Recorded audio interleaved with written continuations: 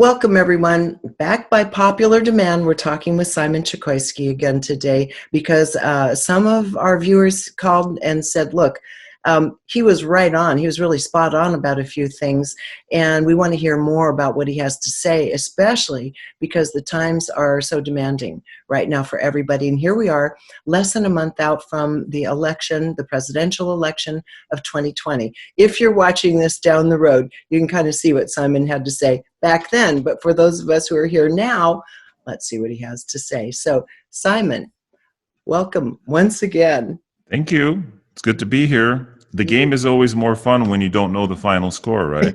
Yeah. People watching this in 2021 will already know the score. It's like, but whatever. For now, we don't know the score. And very specifically, let's first go into one of the things you commented on in our past interview, and that had to do with the Supreme Court, and that you saw there might be some, not just destabilization, but perhaps a death in the Supreme Court. Now, some people will say, well, Ruth Bader Ginsburg was old. Of course, she's going to die sometime. But that's not what we're talking about here. It was indicated in the Vedic chart. So let's talk about what the surrounding circumstances of that were astrologically before we go into what's coming up. Astrologically, it was the south node of the moon, which is a big player both for Trump right now and coronavirus and for a number of other things. The south node of the moon, which indicates sort of karmic, sudden, fateful events, things like terrorist acts, like a meteor, coming and hitting the earth, like a pandemic, things that are completely out of the norm. Well, the south node of the moon was in the ninth house, the house of justice in the United States chart for the year. And to me, that showed with Saturn, and it was influenced by Saturn. So to me, that showed possibly the passing away of a justice. And if not, because it didn't seem like it was going to happen, and I said, well, then it's probably a crisis of justice, because we're having we will have a crisis of what is the law, what is not the law, what is, and at the time of the George Floyd, stuff, it's like, okay, what is justice? Is justice being meted out correctly? Is there a perversion of justice? Or should there be more laws, less laws? Should we fund the police, defund the police? All these questions. So I thought, okay, maybe it's just that. Maybe it's just that. But it ended up being, in fact, all of those things. Right. And we're even now facing a crisis of justice, which is, the justice who will be appointed to replace her. Do people want her there, or which does she represent the country, and so forth? And she may not. Well, let's take a look at that. I asked you in advance if you could peek into her chart, and then just kind of you've already looked into the circumstance, which is chaos in terms of justice at the moment, whether or not we are seeing justice served in the larger sense. Did you have a chance to look at Amy Coney Barrett's chart? Yeah, yes and no. Now, we don't know her birth time, so her birth chart is out for in terms of using it as a very accurate source of predicting.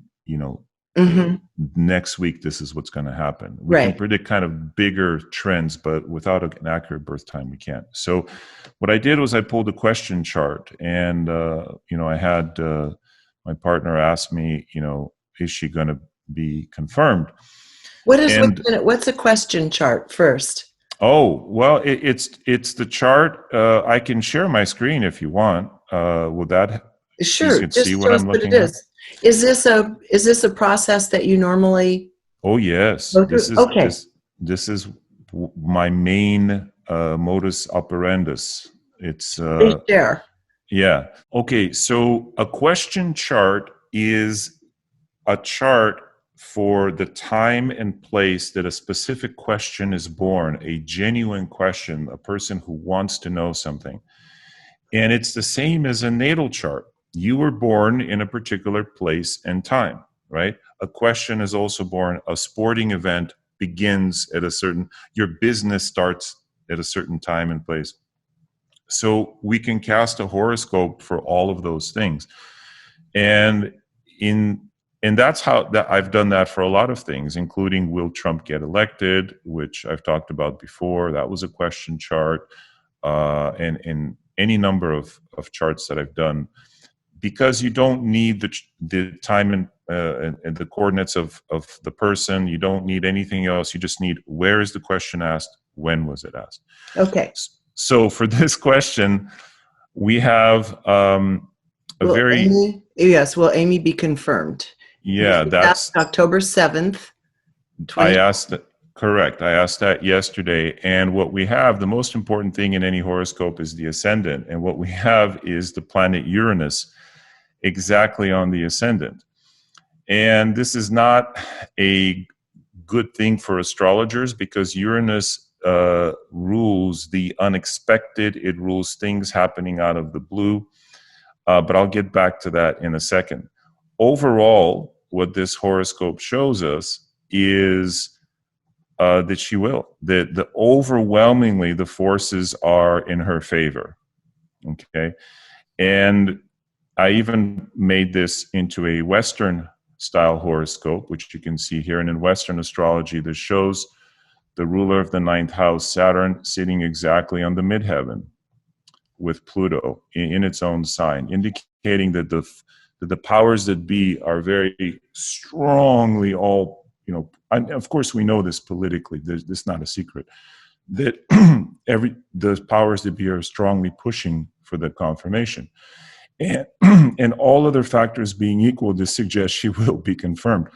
However, and this is this is the astrologer's get out of jail free card. Okay, I'm pulling out my get out of jail free card, which is the planet Uranus. If this question had been asked 15 minutes before, 15 minutes after, it would have been easy decision.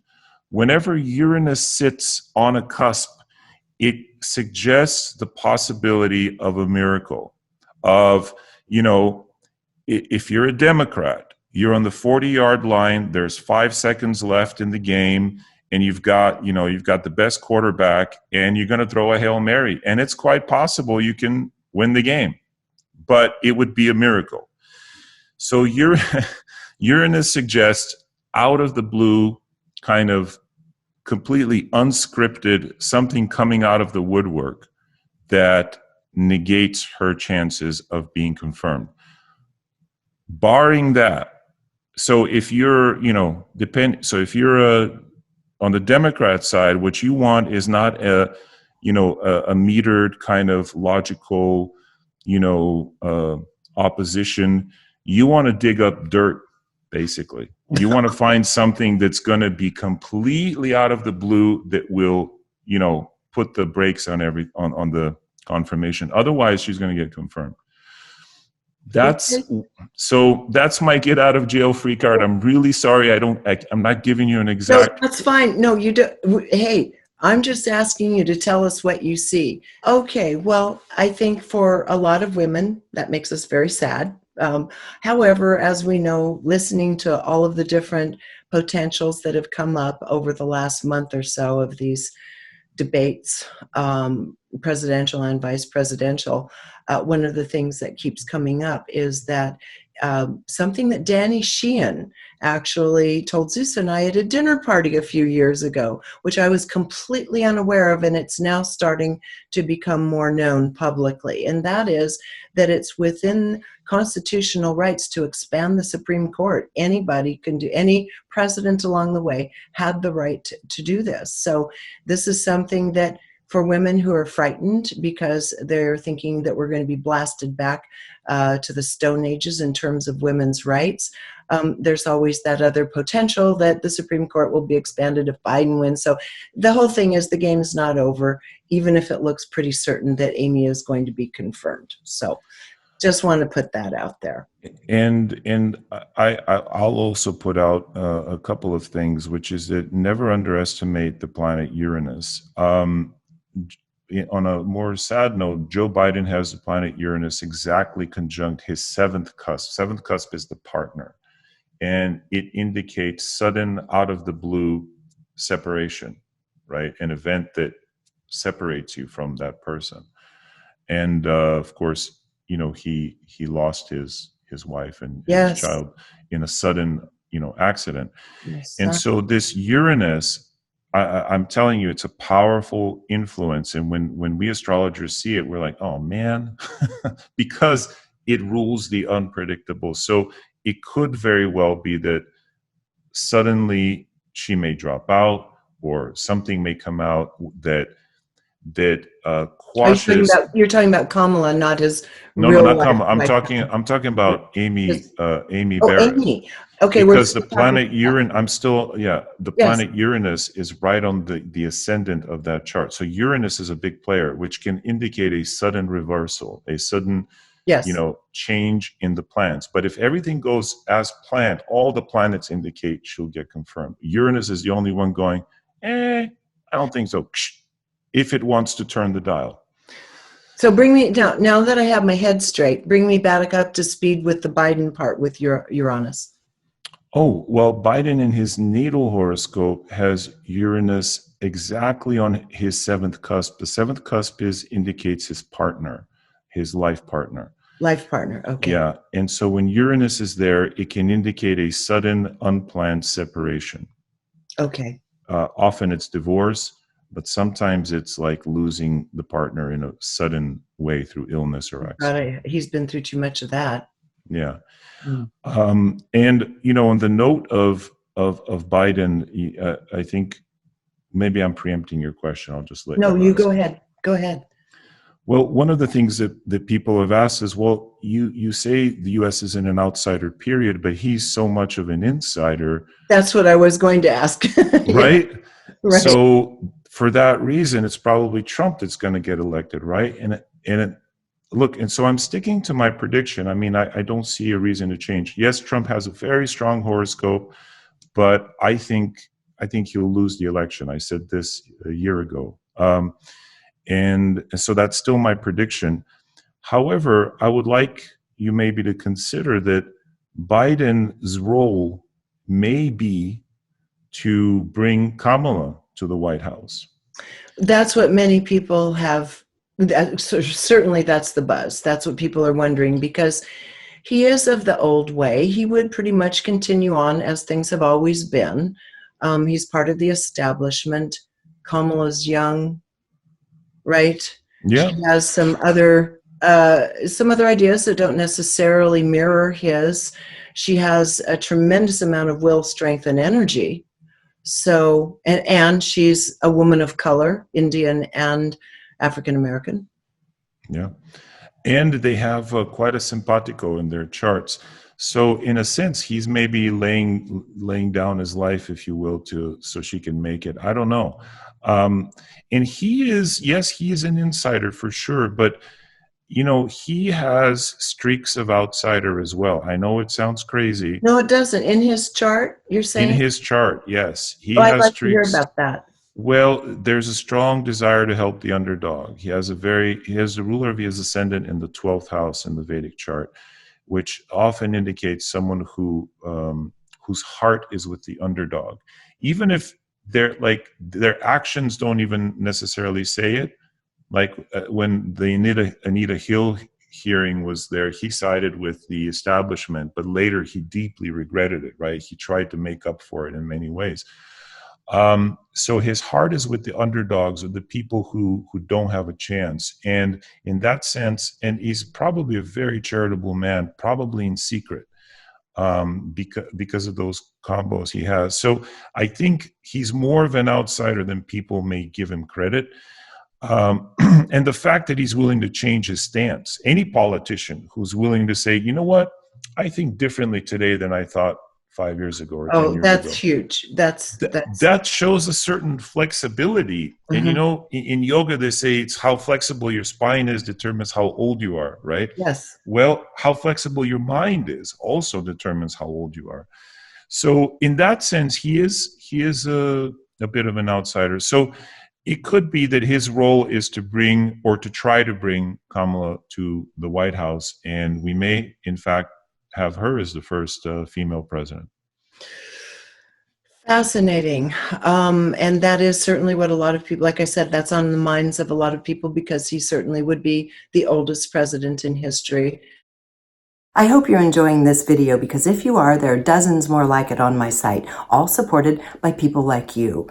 So if you'd like to keep this work rolling in and join our community, just click on the Patreon button at reginameredith.com. That also gives you access to insider commentary, my live book club, and other live events with special guests. So join in. Thanks. The one thing that comes up again over and over in conversation is that Joe seems like he has a good heart. He seems like a good man and has a good heart. So that goes a long way in a time of chaos. I mean, right now we're just stripping it down to the bones. We don't know what's real anymore. We don't even know what's possible because the law is being upturned every single day. So we're having to go down to searching our own hearts to find what is the correct decision for the new direction, or the direction, in this case of America, of our nation. And I've been saying, I even said in a real little blog recently, there's nothing left but to go down to who has a good heart in this game. And that's across the board. It doesn't matter if you're doing business, if it's politics, where is someone's heart? That's becoming an increasingly important question. So I'm really glad that you brought that up. Well, and those used to be very strong Republican values, right? The character, the family values, who's, has a strong family, who has a strong, a moral center. And that seems to have been thrown out the window, or Trump just broke the window.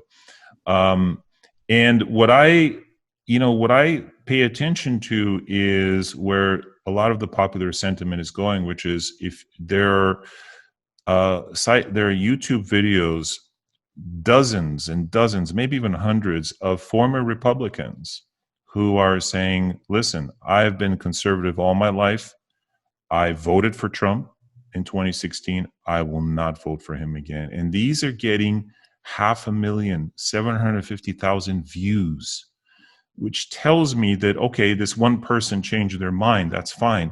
But there is so much viewership that people are watching and saying, you know what? It doesn't mean that I'm a liberal if I don't like this Trump guy. It doesn't mean that I, am going back on my values, that I'm going to vote for Biden just because this guy seems to have betrayed, not seems to, he has betrayed what conservatism and the Republican ethic is. Yes, and that's common for people to say Joe Biden actually feels more like a centrist Republican of the past. Yeah. An old-fashioned conservative in a lot of ways. So that doesn't surprise me. And yes, I've seen a lot of that. You've seen those. A lot of soldiers, Navy veterans. People. A lot of Texans, old, farmers, and they're like, I ain't voting for this guy again. Something has happened in terms of this cracking open a glimpse into character that people are recoiling from. And I'm seeing that coming from a lot of different sources, like you just said. So that's that. Let's go to the whole notion, because you also said you expected that there were some health challenges in lying ahead in the president's chart, and that if he was by chance reelected, he would not make it through that term because of these health issues. Now, what did you think when he came down with COVID? And how does that factor into all of this? Honestly, I was as surprised as anyone. However, looking at what's happening in his chart, so I talked about the south node of the moon at the beginning, which represents the virus. It based on the movement of the south node, I made some earlier predictions about Bitcoin and its price, and those turned out to be accurate. Well, the south node is now on the president's moon exactly. And look, this happens for all of us. It takes 18 years, and it recurs every 18 years. So the last time he had it was in 2002. And so maybe we can even go back to 2002. I haven't looked back in his history to see what he was going through then. But it indicates, again, sudden, out of the blue afflictions, especially a lot of mental turmoil and emotional turmoil, but also physical. The thing is, people say he's all right. He's been discharged. This is a very slow influence. So I made a little YouTube video on this that, look, he's not out of the woods. Astrologically speaking, I'm not a doctor. I don't know his condition medically. So what is it that you're seeing astrologically then? Astrologically, Ketu, the south node of the moon, moves very slowly, and its influence tends to be a little more lasting than just a couple of weeks. So what I see based on his chart, not as a medical doctor or anything like that, is that he's not out of the woods at least until October 23rd, which is, again, not too far from now. It's October 8th, but still 2 weeks. But more realistically, mid-December, December 16th. So if you're a fan of the president, or if you're, an investor or a voter, and you're looking at the markets or whatever you're looking at, I would consider that we're not out of the woods. The president's health, I should say, is not out of the woods until realistically mid-December.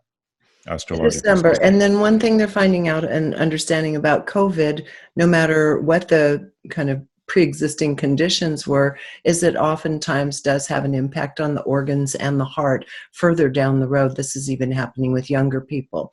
So since no one knows the truth around surrounding his case, and there were a lot of drugs thrown at it that we don't have access to, we don't understand the long-term effects of, we don't know for sure just how badly he was affected by it.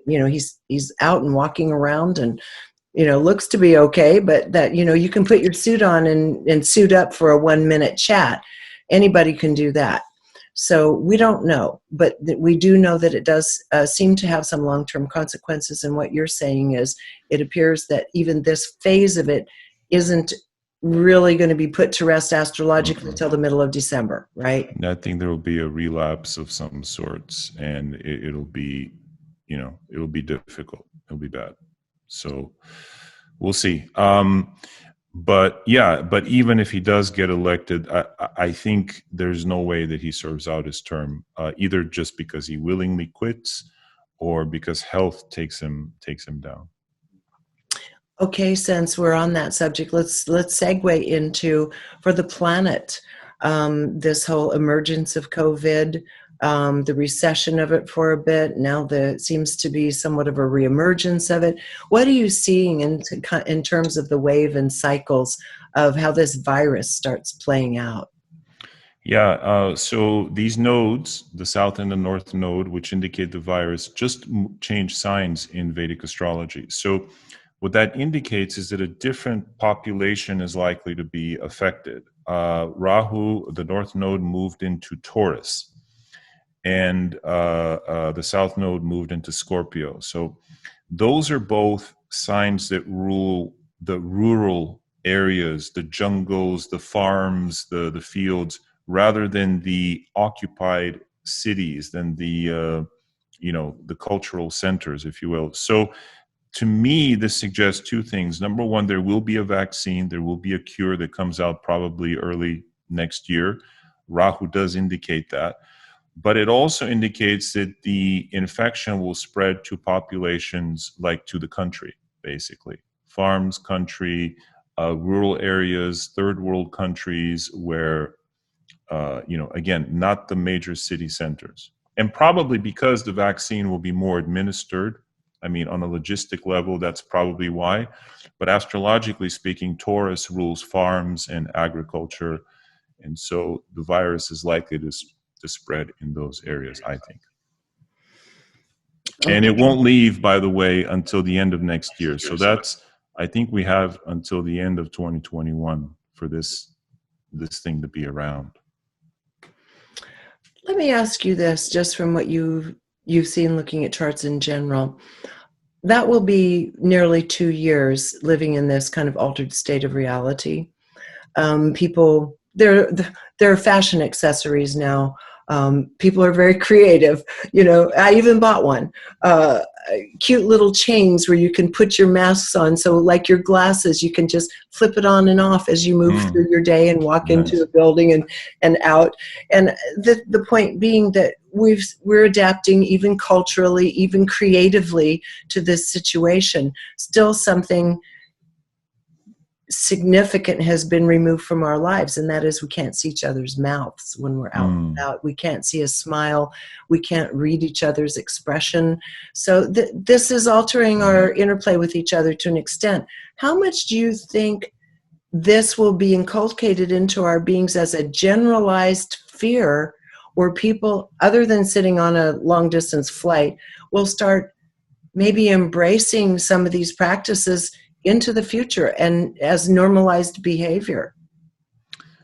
Well, I think people will learn to start smiling with their eyes. I was at Costco the other day. I'm trying. And I had a mask, and I was having a conversation, and like, you have to be more expressive. You have to look at the person so they know that you're smiling, or if you're serious. Or so that's a good thing, because a real smiles, your eye has to crinkle if you're really smiling. If it's a fake smile, if you're doing one of these and your eyes don't move, right? That's the fake smile. A real smile crinkles your eyes. So in a sense, it's like a blind person develops their other senses more acutely. And so now we have to develop our, visual sense, and we have to develop other body, language kind of things. Since we can't physically interact, we're at a distance, we have to be more expressive. And I think that has a silver lining, believe it or not. Well, only one group of people that are at risk of expression are people who are Botoxed out. Now that's going to be a real problem. Well, on the good side, you don't need to put on lipstick. Some people don't brush their teeth. They don't care, right? You just put on the mask. I'm going out.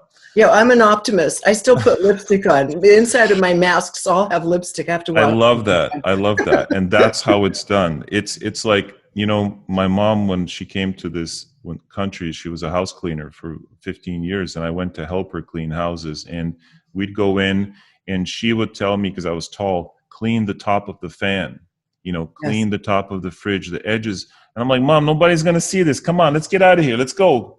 She's like, no. You have to do it right. You do it right. And even if they don't see it, people will feel it. So you brush your teeth, you put on your lipstick, you put on your mask, and you're ready to go out. And even if people can't see it, they know, in a sense. You know what I mean? I do know, because the spirit of that is there. Yeah. So the question about having this more normalized long-term after 2021, astrologically, do you see us kind of going back into our more innate ways and dropping the fear around this and dropping the masks when they're no longer necessary and all that? Do you see things returning to normal in that sense? Yes. Yeah. The USA is very resilient. I'm talking about the USA, but what happens in the USA tends to trickle out into the world.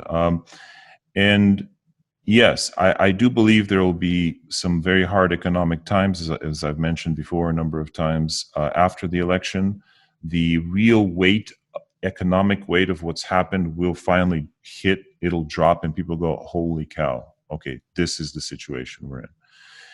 That'll take a while to resolve, at least a year. But after that, I think we'll be back on our feet again. That's good. And as we talked about a few times before, this is a cycle, the outsider cycle, that's meant for change, destruction, reconstruction, all the way up through 2033. This is the long game. So we can't be impatient with it. And every one of us chose to incarnate at this time to be present and part of this dance. And we can't forget that.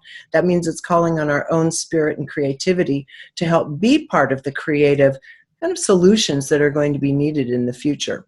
And any other area that I haven't talked about that are really that is pressing on us right now that I haven't gotten to yet. And then I'm going to ask a little something special of you. Sure. I think the biggest takeaway from this period, the biggest way to make this an opportunity rather than a calamity, is think about the masks that we're wearing now are really a symbol of the masks we wear every day. I'm going to this job that I hate because, I 9 to 5, and then later I'm meeting the guys at the game. I'm going to get drunk, go to sleep, get up, do the same thing again. That's a mask because you're not fully expressing who you are. What this virus and what this time has given us the opportunity to do by basically, flattening everything out is, okay, who do you really want to be? What is your dharma? What is your purpose in life? And because you can't go to that job anymore. So now what are you going to do? And people are finding creative ways. A lot of YouTube channels are being created. People are sharing their gift that way. Others are like the manufacturers who are making cool T-shirts, like what was the one? Oh, geez. Hold on. We're in quarantine, right? We're a team. They're selling millions of these shirts now, right? There's a certain ingenuity that you have to recreate yourself in a genuine way. And I think what these masks are doing is because we all want to rip them off, right? Like I said, I was at Costco yesterday. I hate the mask. Of course I wear it because it's the responsible thing to do. And a lot of people go, well, it doesn't block. Well, wait a minute. Let me spit too. And now let me spit without the mask. Which one would you prefer? Right? True. Come on. It's poo. If I spit in the mask, I spit it in myself. Anyway, all that aside, I hate the mask, but I wear it. Yep. But I wear it. In my wanting to take it off is my passion to hear world see me for who I am. And I think if people take that on the soul level and say, I want to be my genuine self, and this virus can be worth something in spite of the death toll that it has taken. And, another thing to note is that if Ebola had infected as many people as this is infected, the death rate of Ebola is something in the 90 percentile. This is such a gentle way to have a global awakening compared to anything else really that could have happened. Yeah. That doesn't help the people whose families are suffering, but nonetheless, as you say, it could have been 90%. You're right. Yeah. So as far as pandemics goes, nature is giving us a nudge. Nature could have dropped the hammer on us. Yes. And again, for the people who have perished, obviously it is a hammer. But for the 7 billion people on this planet remaining, take this as a nudge and go, okay, how am I going to live my life different now? That's all. That's my thought on this. I couldn't agree with you more. I think that's the grace in this whole period. So now, you originally came from Hungary? No, I was born in the States, but my parents are immigrants. They immigrated from Bulgaria. Bulgaria. Yeah. So I would love to hear something. I've never heard you speak in your native tongue. And I would love to hear you just say something. Какво искаш да ти кажеш? Мога цял ден да ти говоря на български, ако искаш. Мога и на френски да ти говоря, на испански, защото съм учил езици цял живот, но по принцип така говорим вкъщи. Well, it's all Bulgarian to me. It's all Bulgarian to you. I basically said I could speak Bulgarian to you all day. I could speak French to you if you want, because we've studied other languages, but this is the language I speak at home with my mom.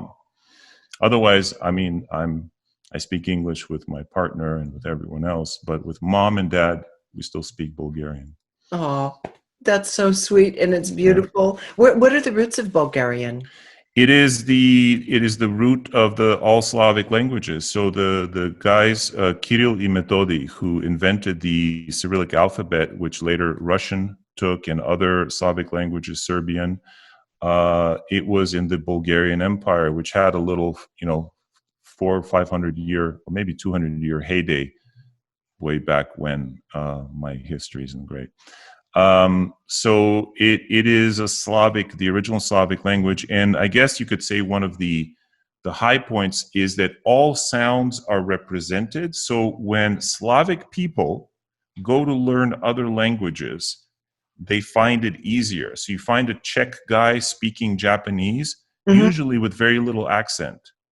You find a Bulgarian guy speaking French with little bit of an accent, because that the Slavic languages tend to represent the wider sort of a linguistic, all the phonemes are represented. Interesting. Well, it sounds beautiful. Thank you for sharing that little bit of you with us. On that note, we'll say goodbye, and then we'll just kind of wait and see how all this plays out, and we'll come back together again and do this once we get into the winter after the election is over. But thank you for preparing us for a few possibilities here, Simon, as always, in a very gracious way. Thank you. Hariom. Okay, everybody, that's it for now. You can always reach Simon at spirittype.com. Until next time, thank you for joining us here on reginameredith.com.